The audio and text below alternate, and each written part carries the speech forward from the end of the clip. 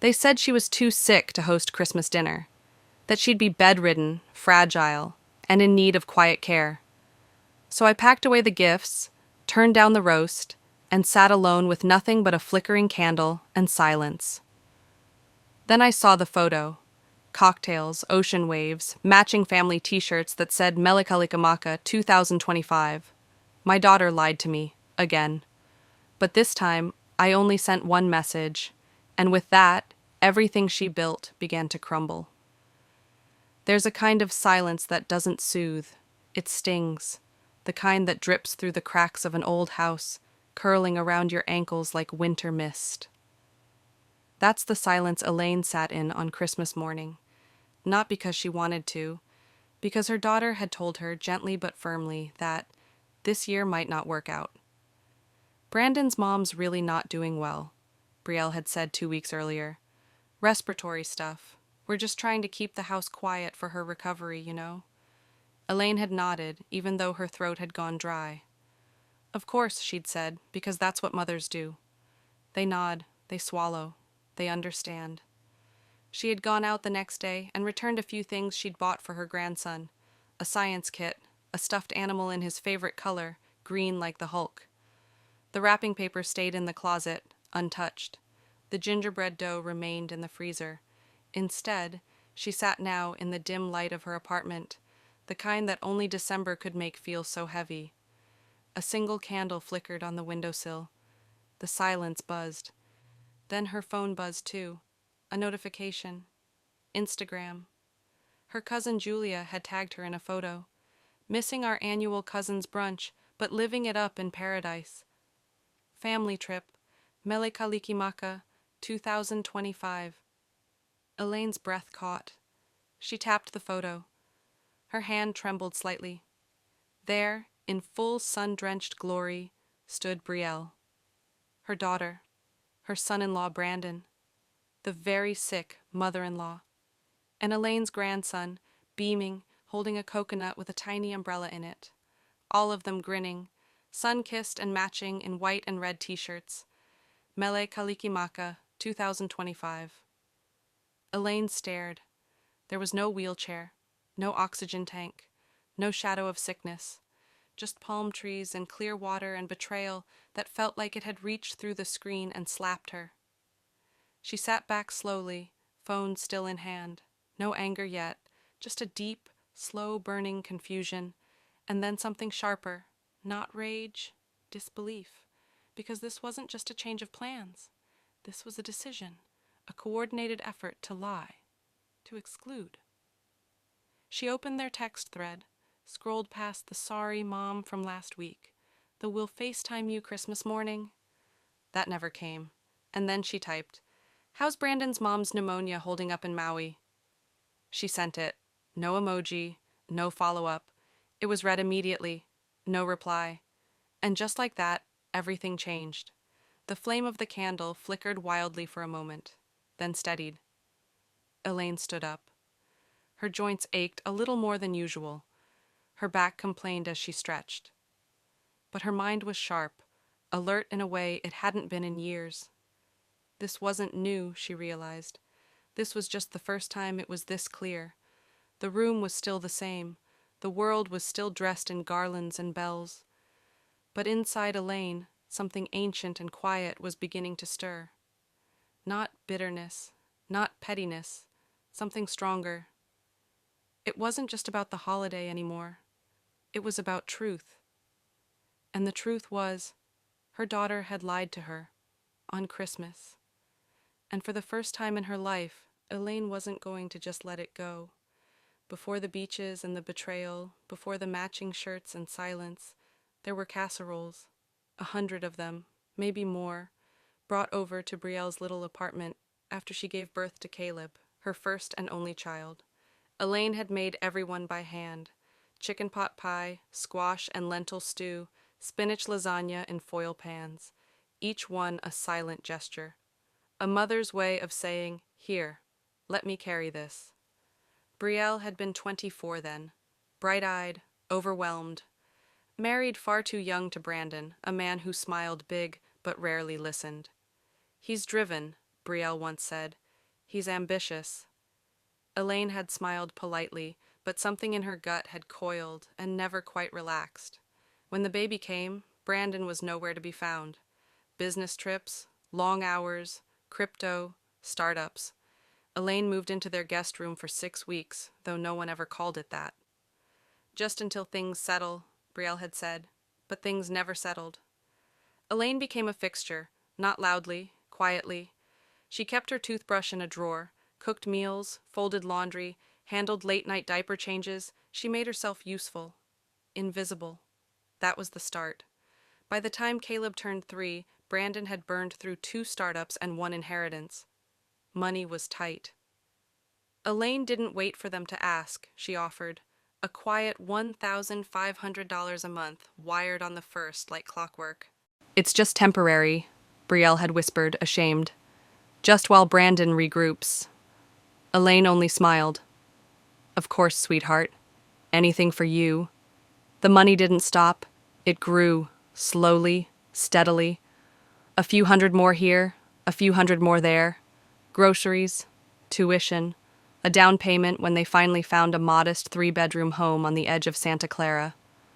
Brielle called her crying that day. Mom, I never thought we'd own a home. Elaine had emptied her savings for it, quietly. I want you to feel like it's your place too, Brielle had said. You can come anytime. Elaine had repeated that line to herself for years. You can come anytime. She never had to knock. That was the promise. That was the illusion. But even illusions need upkeep, and cracks began to show.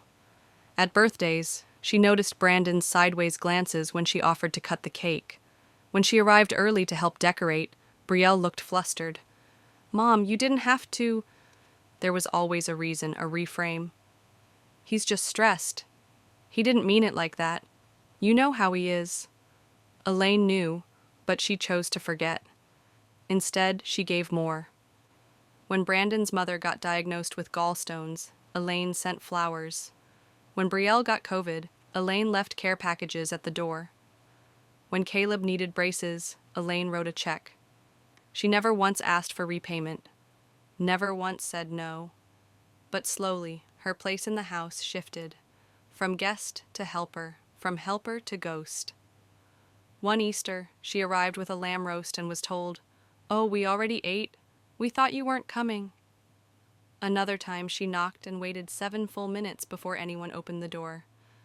I thought I could just come any time. Her place shrank, first to the guest room, then to the couch. Eventually she stopped staying over altogether. She told herself it was aging. Her body was more tired. She needed more space. They had their routines. Families shift. But deep down, she felt it, the drift.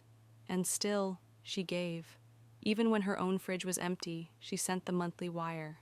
Even when her arthritis flared and she could barely lift a kettle, she baked cookies for Caleb's school bake sale. Even when she cried herself to sleep after Brandon forgot her birthday dinner, she ordered Caleb a new winter coat the next morning. Because that's what mothers do. Or so she believed, until this Christmas, until the photo, until the matching Hawaiian shirts and the blue drink umbrellas and the lie that was too bold to ignore. Sick mother-in-law, quiet house. Can't host, Mom. So sorry. Elaine had bought it because she wanted to. She needed to. Because the alternative, that she was being intentionally excluded, was too painful to hold. But now the pain had a shape, a face, a backdrop of palm trees, and it filled every inch of her like smoke from a fire that had been smoldering for years. She sat by her kitchen table that night and opened her checkbook. Not to write, to read, to track every dollar sent, every transaction labeled gift, emergency, Caleb's tuition. She added it up. Over the years, more than $120,000. She blinked at the number, then let the checkbook fall closed. She hadn't given to get something back. That wasn't the point. But what did it mean when you gave everything, and they still treated you like nothing? She poured herself a cup of weak tea. Her hands trembled slightly as she lifted it to her lips. This wasn't new. The signs had been there all along. The silence, the subtle slights, The polite thank yous without eye contact. The way Brandon's mother was always front and center in holiday cards. 3 generations, while Elaine stood in the shadows, out of frame, holding the camera. Now, finally, she saw the frame for what it was. She wasn't in the picture, because she was never meant to be. Elaine didn't sleep that night. The photo replayed in her mind like a haunting. The ocean, the lays, the unfiltered joy splashed across her daughter's face. The word Maui circled her brain like a vulture. It wasn't just a coincidence, it was a message, a declaration. You're not part of this. By dawn, her kitchen was lit not by sunlight, but by the glow of her laptop screen. Her hands moved with a steadiness she didn't expect. From decades of bookkeeping and budgeting, the kind of invisible labor that keeps everyone else afloat. It was time to turn that diligence toward the truth. She opened Facebook first, searched Brandon's profile. Nothing new. Of course, he never posted, but she knew where to look. Brielle's cousin Lara was the kind of woman who documented everything, a digital scrapbooker. Elaine clicked her profile and scrolled, and there it was, a group photo taken at the airport. A row of suitcases, sun hats, smiling faces. The caption, "Can't wait for paradise with the whole crew. Island Christmas." Elaine zoomed in. Brandon's parents stood front and center, the very same in-laws who were supposedly frail, bedridden, in need of peace and quiet. They wore flip-flops and linen shirts, the kind that wrinkle if you even look at them wrong. Brandon's mother held a Starbucks cup in one hand and a glossy travel pillow in the other. Elaine's eyes sharpened. She clicked through Lara's albums. More photos, the resort lobby, kids splashing in a pool, a sunset luau. Caleb was there, laughing with Brandon's dad as they fed fish at a lagoon. Elaine hadn't even known they'd left town. She'd been told nothing, not a whisper. Her phone was still in the same place on the table, resting beside the mug she hadn't touched in hours. She picked it up, tapped out a message. "Lara, what a beautiful vacation. Did everyone go?" Seconds passed. Then, "Hey, yup, whole fam this time. Brandon and Brielle really pulled it together. So glad they finally brought both sets of parents. It's so rare we're all together like this." Elaine stared at the message, her jaw clenched. "Both sets," she typed slowly. "Wow, so nice Brandon's mom could travel." The dots blinked. "I know, right? She's doing amazing since that procedure in October. This trip was her I'm back celebration." LOL. Elaine didn't LOL, she didn't respond. She simply placed the phone face down again and stared at the wall. So that was it. There was no sick mother-in-law, no medical crisis, no quiet house full of urgent rest. It had been a lie, not a spur-of-the-moment excuse, not a little white fib, a plan. They had chosen this, together. They had sat down, her daughter, her son-in-law, maybe even the in-laws, and decided she didn't belong. They didn't just forget her, they excluded her, intentionally. And worst of all, they gave her a reason they thought she wouldn't question. Because they knew her weakness, her compassion, her guilt. They'd bet that she'd accept it without protest. And they were right. Until now. Elaine opened her messages again. Not the one to Lara. The thread with Brielle. The last text still hung there like a threat. "How's Brandon's mom's pneumonia holding up in Maui?" No reply. Still red.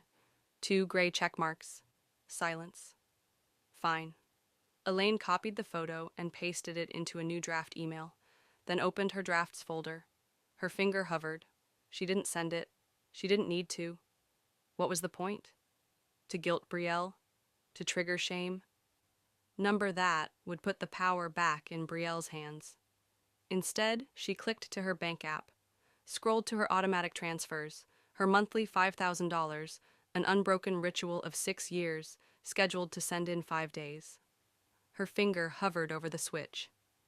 Disable autopay? Elaine stared at it.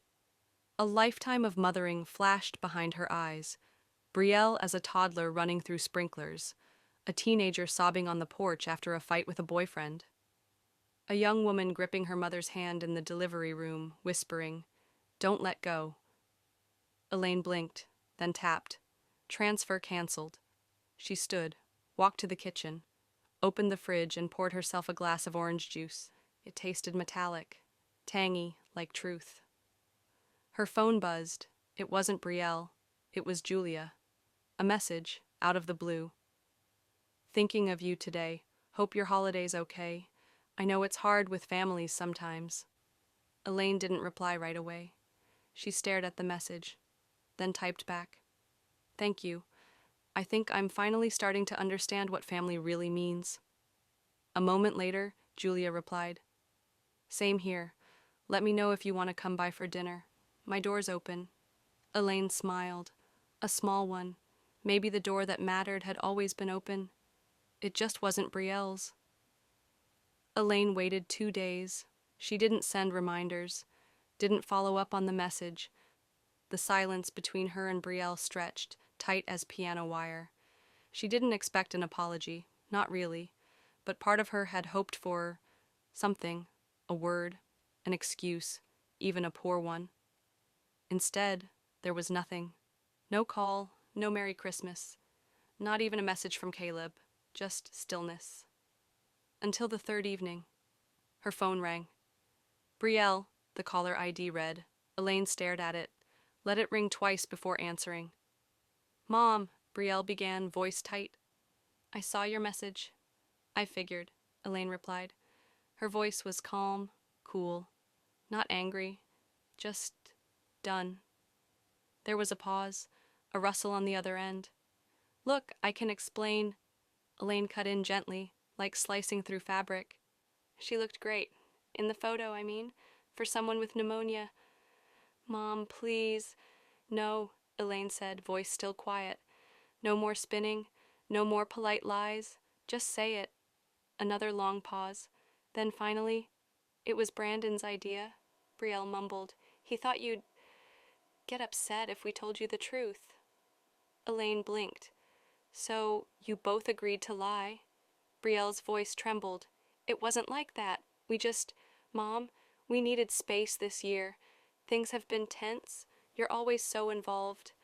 Brandon felt like maybe a break would be good.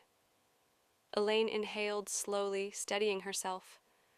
So you made up a story about illness, and you left me alone. On Christmas? It wasn't about punishing you, Brielle's voice cracked. It was about peace. The last few times you visited, Mom, you nitpicked everything. The way I cooked, how we disciplined Caleb. I offered to sleep on the couch, Elaine said, barely above a whisper. And you said no. You chose strangers in a hotel over your mother. That's not fair. No? Elaine asked. Then let me be clear. I gave you my savings. I funded your home. I send you $5,000 a month. And when I asked to visit for one holiday, you told me there was no room at the inn. Silence. Then, You're blowing this out of proportion, Brielle said. It was just 1 year. Elaine couldn't stop the laugh that escaped her lips. Dry, hollow. 1 year is all it takes to tell someone where they stand. A rustle, and then another voice came on the line. Brandon. Elaine, he began, that practiced calm tone she'd always distrusted. Let's not make this a bigger deal than it is. You lied, Elaine replied. Brandon exhaled. We needed a break, all right? And frankly, we thought you'd understand. You've always been so intense, always involved. Elaine closed her eyes. Involved? You make things heavier, he continued, voice tightening. Everything becomes about you. You show up and suddenly we're walking on eggshells. I show up and keep your lights on, Elaine snapped. Silence. You think I want to be this involved? Her voice rose, the hurt finally cracking through. I gave because I love her. I stepped in because you couldn't, and now I'm too much? It's suffocating, Elaine, Brandon muttered. You use money to control everything. That did it. Elaine stood slowly, phone pressed to her ear. You think this is about control? Her voice turned to ice. You think writing checks for diapers and mortgages was me controlling you? Brandon, if I wanted to control you, I'd have made you earn a single penny of what I gave you. He tried to speak, but she kept going. I gave until there was nothing left in my own account. I gave when you were flailing through job after job, startup after startup, and I never once asked for anything in return, not until now. Not even for a chair at your table. Another pause. Then Brandon's tone shifted, sharp, defensive. You know what? Fine. You want gratitude? Thank you, for everything. But if you're going to hold it over us, maybe you should have kept your money and your judgment to yourself. Elaine felt something settle in her chest, like a door closing. You're right, she said. From now on I will. Click. She ended the call. Her hands were steady as she set the phone down. For the first time in years, there was no anxious flutter, no ache to be understood, just a clean, wide silence, and she welcomed it. Elaine didn't cry after the call ended, not immediately, not in the way she used to, curled on the couch, quietly shaking with the kind of pain she'd been taught to swallow. Instead, she just stood still, her fingers gently curling over the kitchen counter's edge, bracing herself against a memory that began to rise like floodwater. Because this wasn't just about a vacation, it wasn't just Christmas. This had been building for decades. When Elaine was 23, she'd given birth to Brielle in a hospital room alone. Her husband, if you could call him that, had disappeared 3 weeks before the due date. Couldn't handle the pressure, he said in a voicemail, the only call he ever left behind. Elaine remembered gripping the railing of the hospital bed through the contractions, no hand to hold, no family to lean on. Her own mother had passed just a year before. Cancer, quick, cruel, a loss that never really healed. So Elaine became mother and father, nurse and protector. Soft shoulder and steel backbone, she worked nights at a diner and days at a dry cleaning service, slept in shifts, ate leftovers off paper plates in the break room while her infant daughter dozed in a second-hand carrier under the counter. She'd missed out on baby yoga classes, mom and me play dates, preschool parent nights. But she was there for every fever, every nightmare, every skinned knee. She stitched Brielle's costumes by hand, made birthday cakes from scratch even when they couldn't afford flour and eggs at the same time. Elaine wasn't warm in the Hallmark card way. She was the kind of mother who packed lunches with a post-it note inside saying, "I'm proud of you even when you mess up." The kind who stood outside part-time jobs with a thermos full of soup when Brielle worked late into the night. The kind who took extra shifts so her daughter could go on the 8th grade class trip and never know how much it cost. But it wasn't just the sacrifices, it was how invisible she made them. Elaine had believed, with all her heart, that being a good mother meant never keeping score. Now she wasn't so sure. She opened the drawer beside her sofa and pulled out a small wooden box. Inside were bits of her old life, faded photos, school drawings, a hand-scrawled note that read, "I love you more than peanut butter, Mom." Elaine traced her finger over the letters. Brielle must have been 6 when she wrote it. The next thing she pulled out was a receipt. One she'd never thrown away, not because of what it bought, but what it meant. $27,384, down payment on Brielle and Brandon's house. Elaine had made up the rest with a personal loan from a friend, and she'd paid it back herself, quietly, with interest. She never told Brielle, never mentioned the years it took to rebuild her savings. She wanted her daughter to believe in miracles, not debts. But now that sacrifice felt like a ledger scrawled in red ink, because the return wasn't a home she could walk into without knocking. It was a locked door and a fake excuse about pneumonia. Elaine stood and wandered into her bedroom. She pulled a cardboard box from the back of her closet, her just-in-case box. Old tax forms, retirement documents, and a folder labeled Brielle, College. She flipped it open. Inside were acceptance letters, tuition payment confirmations, textbook lists. Elaine had paid off Brielle's first year in full by cashing in the only CD account she had. At the time, she told herself, "You're giving her what you never had, a chance, a runway, a way out of the same struggle." But now she wondered, had she ever given Brielle the space to grow into gratitude? Or had she raised a woman who simply expected the world to rearrange itself to her convenience? She walked into the hallway and stared at the framed photo near the coat rack. Christmas, 5 years ago. Elaine holding Caleb in her arms, his cheeks ruddy from laughter. Brielle beside her, smiling, leaning in. Brandon in the background, already checking his phone. Elaine stared at that image for a long time. Then, gently, she took it down and set it face down on the entryway table. It wasn't about the money, not really. It was about being rewritten, recast from the pillar of the family to an afterthought. It was about giving so much, for so long, that she'd taught the people she loved most that she didn't need anything back. She thought love meant asking for nothing, but now she understood. That wasn't love. That was disappearance. The next morning, Elaine made herself a pot of coffee, strong, unfiltered, no cream. She opened her journal, one she hadn't touched in years, and she wrote, "Today I begin reclaiming my name. I am not just mom, not just grandma. I am Elaine. I am someone who matters, even when I am no longer useful." Elaine didn't slam doors. She never raised her voice, never sent rage-fueled texts, never weaponized silence. But when she ended something, she ended it with clarity, with a kind of calm finality that made people realize too late just how far they'd pushed her. The day her bank app pinged with its usual scheduled transfer, $5,000 to Brielle Collins alert, she didn't flinch. She didn't hesitate.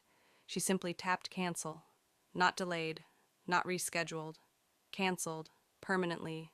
There was no announcement, no text, no dramatic goodbye, just an absence. Let them feel what absence truly meant. 2 days later, Brielle called. Elaine stared at the screen as the phone rang. Once, twice, 3 times. She let it go to voicemail. Another call came, then a text. "Hey, Mom, did something go wrong with the bank?" Elaine left it on read. 4 hours later, another message came through. "Just checking again. Was the payment canceled accidentally? Need to cover Caleb's after-school program?" This time she replied, just 2 words. "No accident." The response was instant. "What's going on? Are you mad about Christmas? Can we please talk?" Elaine paused, then typed, "There's nothing to talk about. You made a choice. So did I." Then she turned her phone off for the evening and sat by the window, wrapped in a shawl, watching the last of the neighborhood's holiday lights blink softly into the dusk. The next day, Brandon called.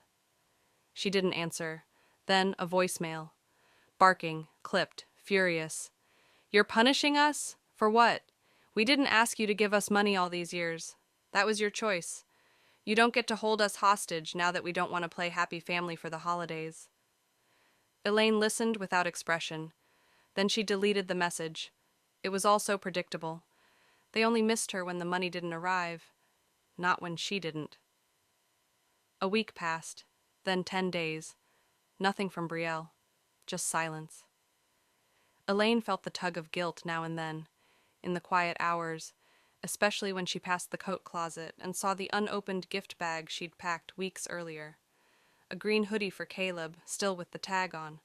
A tin of snickerdoodles he'd helped her bake the previous year, his tiny hands patting cinnamon sugar on top. But guilt had always been her compass, a tool people used to navigate her life. Twist it just enough and she'd move mountains. Not this time. Another week passed. Then, finally, on a Sunday morning, Brielle knocked on her door.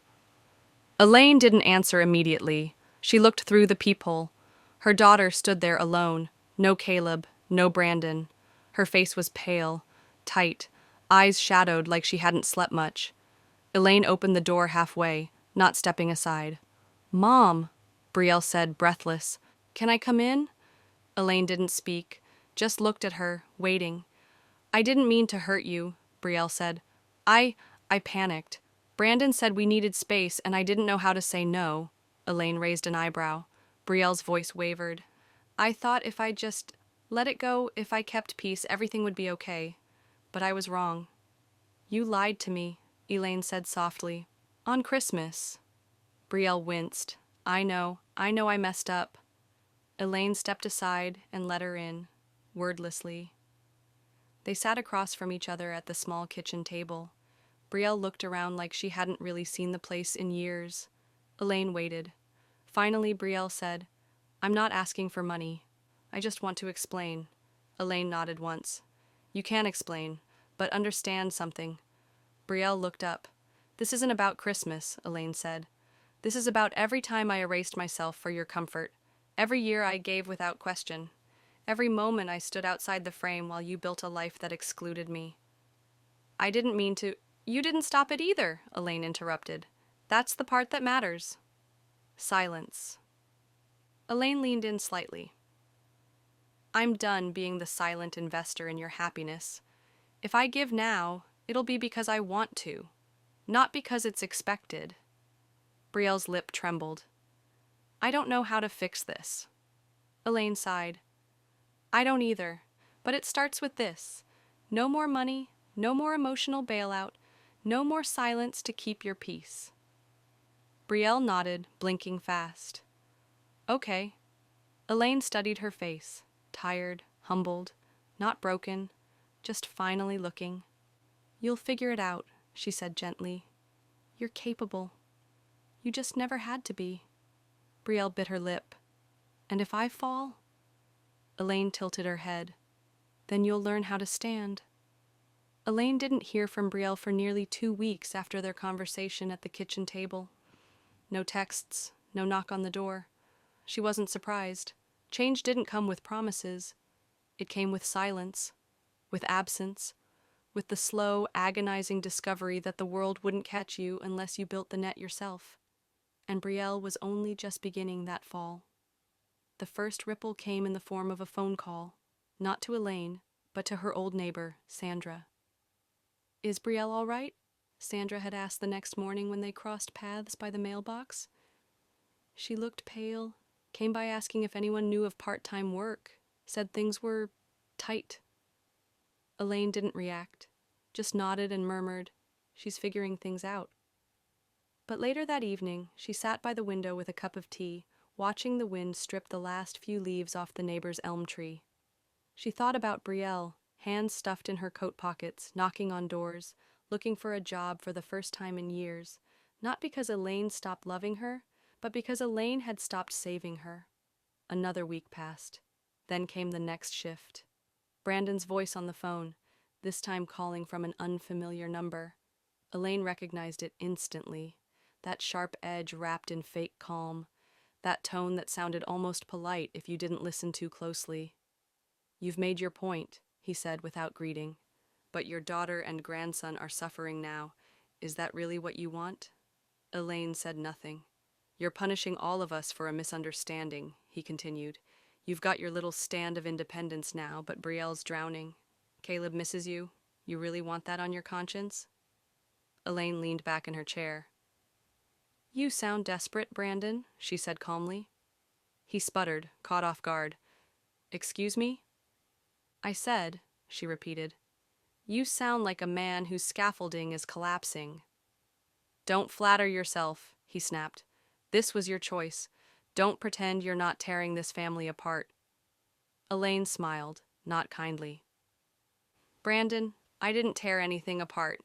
I just stopped holding the pieces together." Then she hung up. A few days later, she received a voicemail from Brielle. This one sounded different. "Mom, I know things are a mess." Her voice cracked midway through. "I'm scared, really scared. Brandon's unemployment check was denied, something about improper documentation.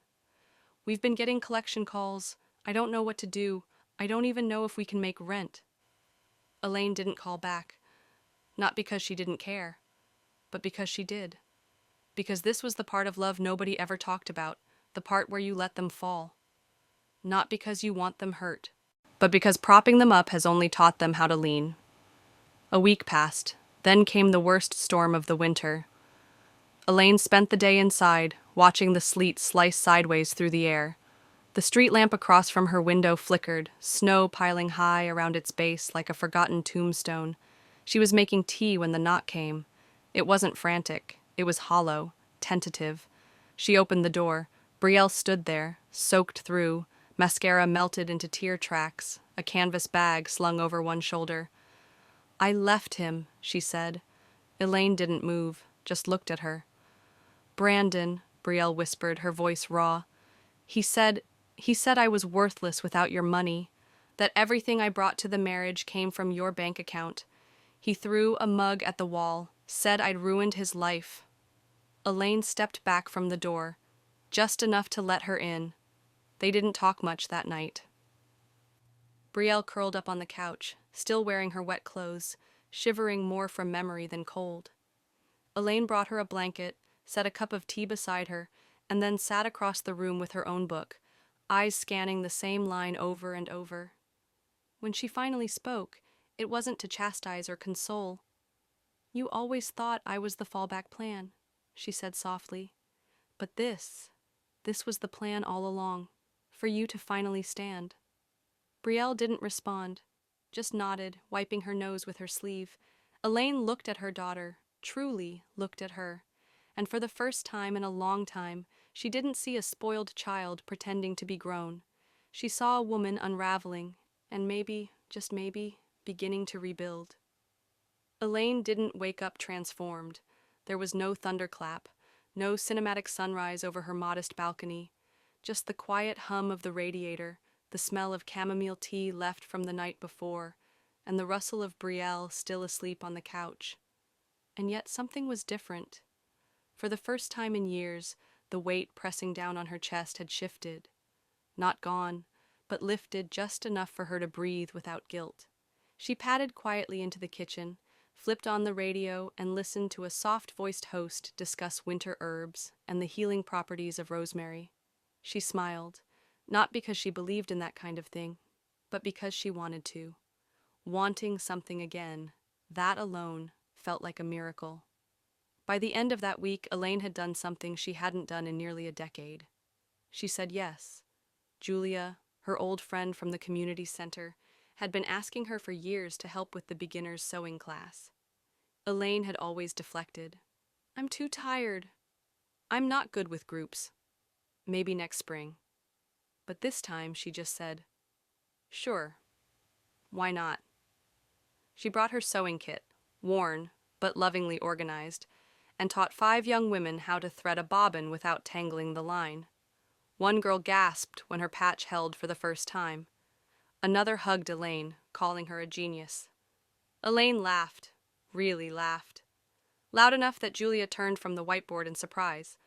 That night she came home humming, not out of joy, not yet, but out of presence.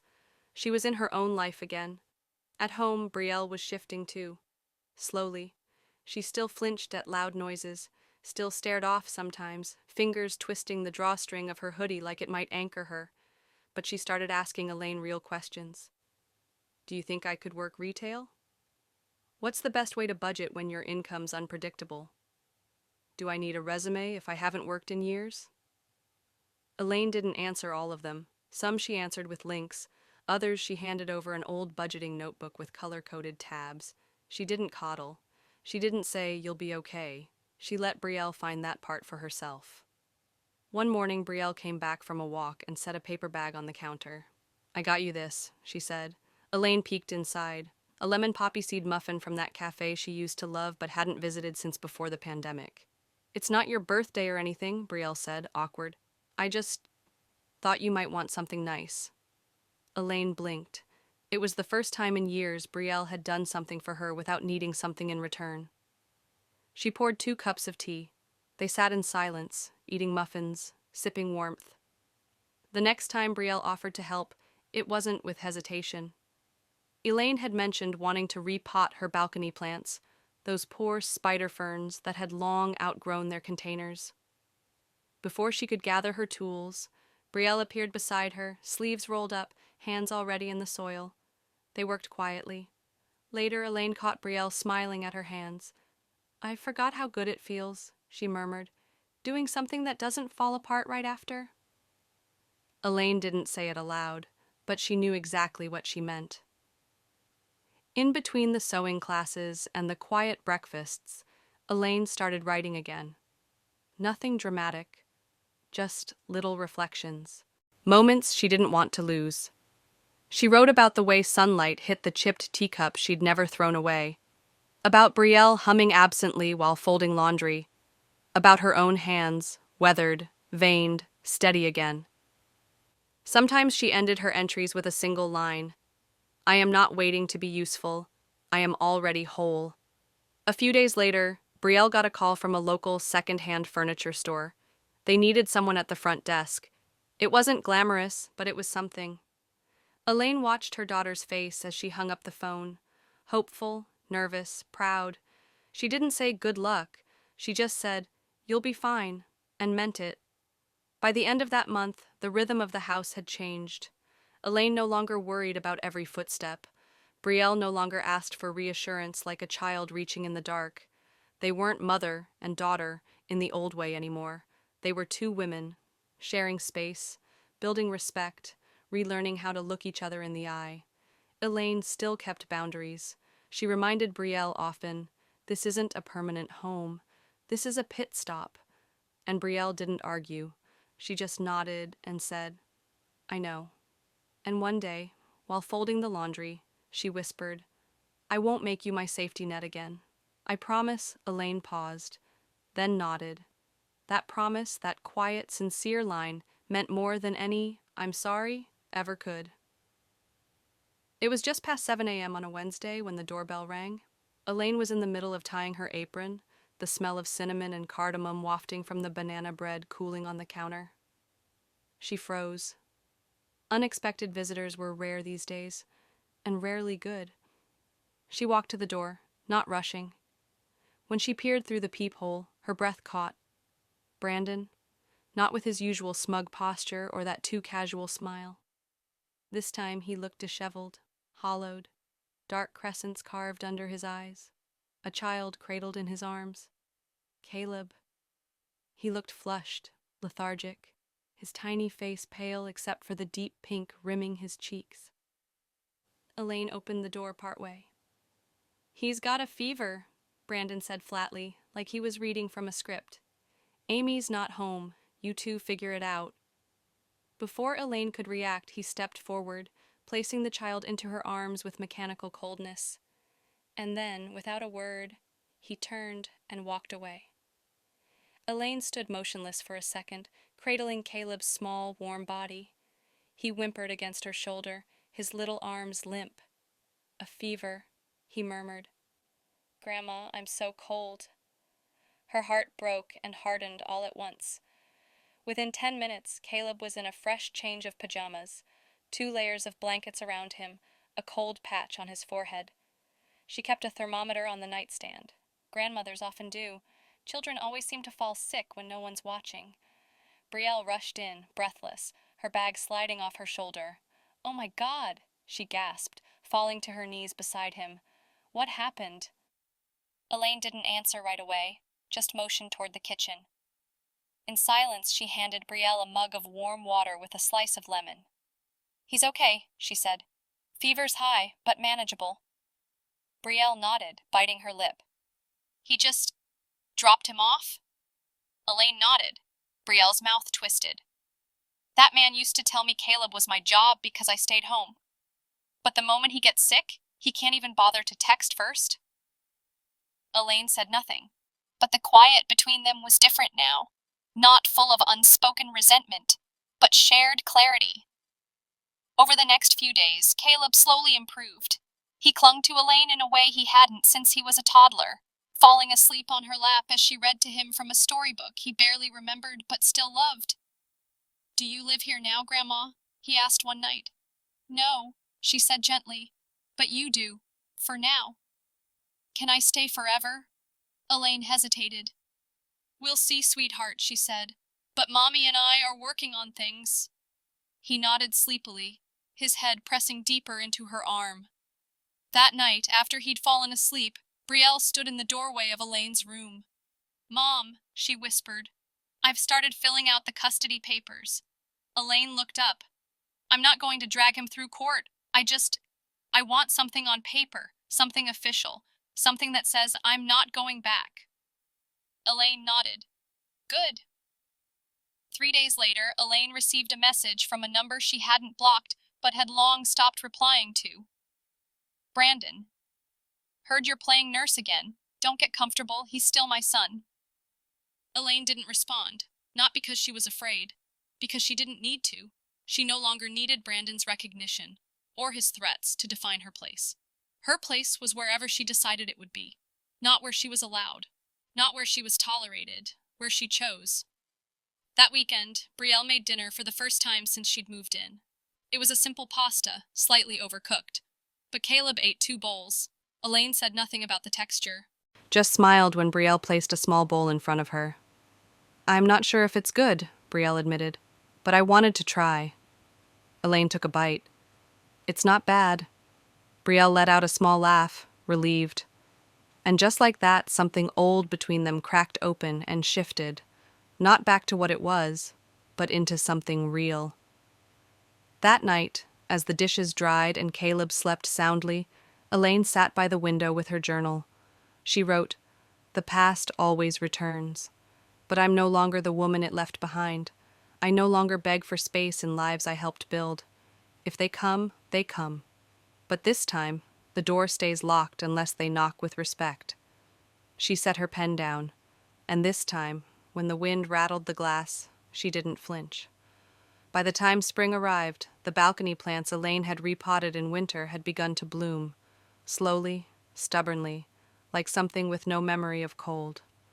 She understood them now more than ever. Brielle was working full-time at the furniture store. The hours were long, the pay modest, but for the first time in her life, she came home with stories instead of complaints. She spoke of coworkers and customers, of discounts and displays, of standing on her own 2 feet. Elaine listened, not to solve, not to fix, just to witness. And that was enough. Caleb was doing better, too. There were no more fevers, no more hollow stares. He laughed easily now, especially when Elaine showed him how to bake cinnamon rolls from scratch.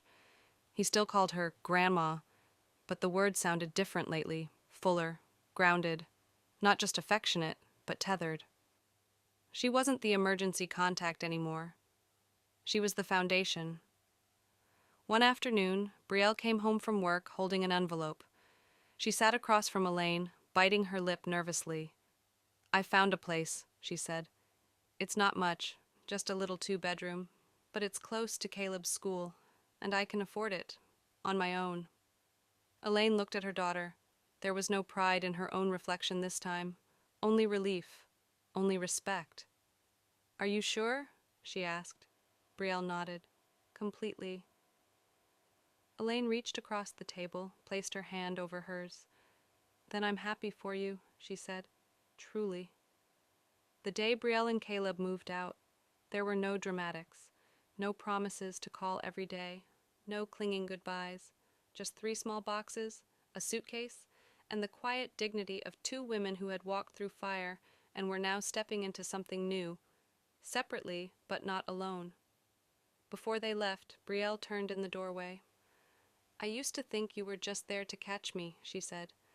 "But I see now. You were the one showing me how to climb." Elaine didn't cry. She smiled. "That's what mothers do," she said softly. "The real kind."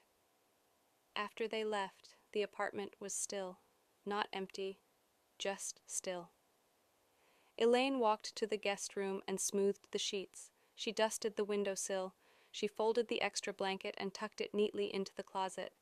Then she sat on the edge of the bed and looked out the window. For once, the quiet wasn't hollow. It was peaceful. In the months that followed, life continued, not smaller, not quieter, just hers. She joined a book club, taught 2 nights a week at the community center, walked the park in the mornings with a neighbor who'd recently lost her husband. They spoke little, but walked in rhythm. It was enough. Elaine even traveled, just once, just a short trip. She booked a weekend in Carmel, ocean air, cool and briny, a modest inn where no one asked her who she was waiting for. She sat on the beach the last morning, watching gulls hover over the water, and realized something startling. She didn't miss them, not in the old way, not with ache or yearning. She missed possibility, the idea that family meant safety, that motherhood guaranteed closeness. but she didn't miss sacrificing herself to keep that illusion alive. That spring, she received a letter, not a text, a real letter, pen on paper, from Brielle. It read, "Mom, I used to think love meant being rescued. Now I know it means being trusted to fall and still be loved when you get back up. Thank you for teaching me that. Thank you for letting me fall.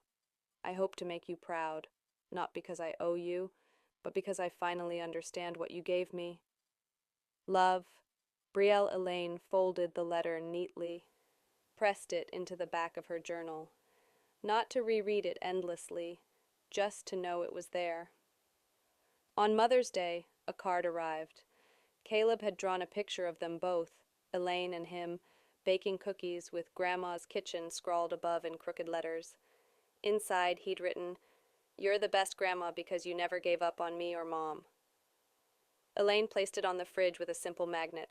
Then she brewed a pot of tea, pulled open the window, let the breeze in. The wind caught the corner of the letter on her journal, fluttering it open briefly. Elaine smiled, turned the page back down, and whispered, more to herself than anyone else, "I am not what I give. I am what I choose to keep." Then she stood, tea in hand, and walked out onto the balcony. The spider fern had bloomed, finally, a single blossom, soft and strong, curling toward the sun.